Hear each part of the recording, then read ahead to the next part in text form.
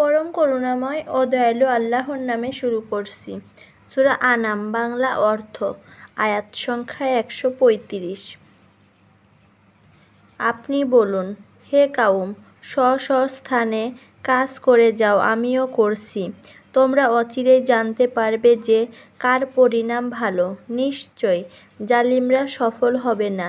আয়াত সংখ্যা ১৩৬। আর তারা নির্দিষ্ট করে আল্লাহর জন্য তারই সৃষ্টি শস্য ও পশুর একাংশ আর কল্পনা অনুযায়ী বলে, এটা আল্লাহর অংশ এবং এটা আমাদের শরীকদের। অতঃপর শরীকদের অংশ আল্লাহর কাছে পৌঁছে না, কিন্তু আল্লাহর অংশ শরীকদের কাছে পৌঁছে। তাদের বিচার অত্যন্ত নিকৃষ্ট। আয়াত সংখ্যা ১৩৭। আর এমনি করেই মুশরিকদের দৃষ্টিতে তাদের উপাস্যরা তাদের জন্য সন্তান হত্যাকে শোভন করে দিয়েছে, যেন তারা ধ্বংসপ্রাপ্ত হয় এবং দ্বীনে বিভ্রান্তি সৃষ্টি হয়। আর যদি আল্লাহ ইচ্ছা করতেন তবে তারা এটা করতে পারত না। অতএব তোমাদেরকে মিথ্যায় ছেড়ে দিত। আয়াত সংখ্যা ১৩৮। আর তারা বলে, সব পশু ও ফসল নিষিদ্ধ, আমাদের ইচ্ছা ছাড়া কেউ খেত না।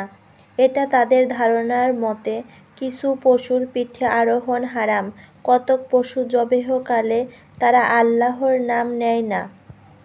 এ দ্বারা আল্লাহর ওপর মিথ্যা আরোপই উদ্দেশ্য। মিথ্যার প্রতিফল তিনি দেবেন।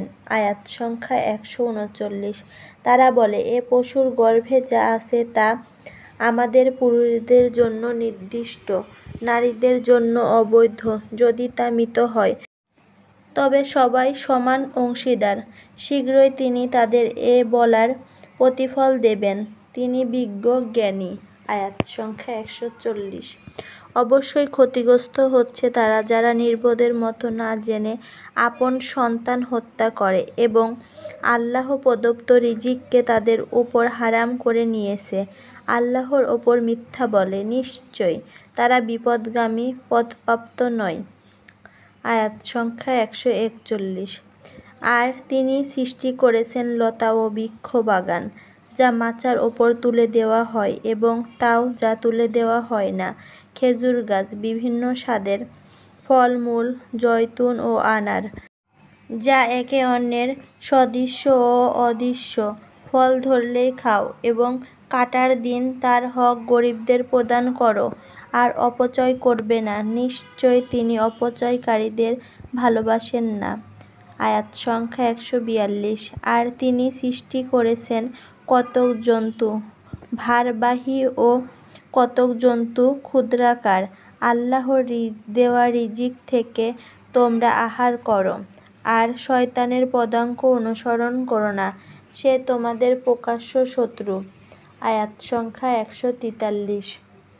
সৃষ্টি করেছেন ৮ জোড়া ভেড়ার মধ্যে ২ প্রকার এবং ছাগলের মধ্যে ২ প্রকার। বলুন, তিনি কি নর দুটিকে অবৈধ করেছেন কি না মাদি দুটিকে, কিংবা মাদিদের গর্ভে যা আছে তা অবৈধ করেছেন? তোমরা প্রমাণসহ আমাকে বলো, যদি তোমরা সত্যবাদী হও। আয়াত সংখ্যা ১৪৪। এবং উট ২ প্রকার, গরু ২ প্রকার। বলুন, তিনি কি নর দুটি হারাম করেছেন নাকি মাদি দুটি, কিংবা মাদিদের গর্ভে যা আছে তা হারাম করেছেন?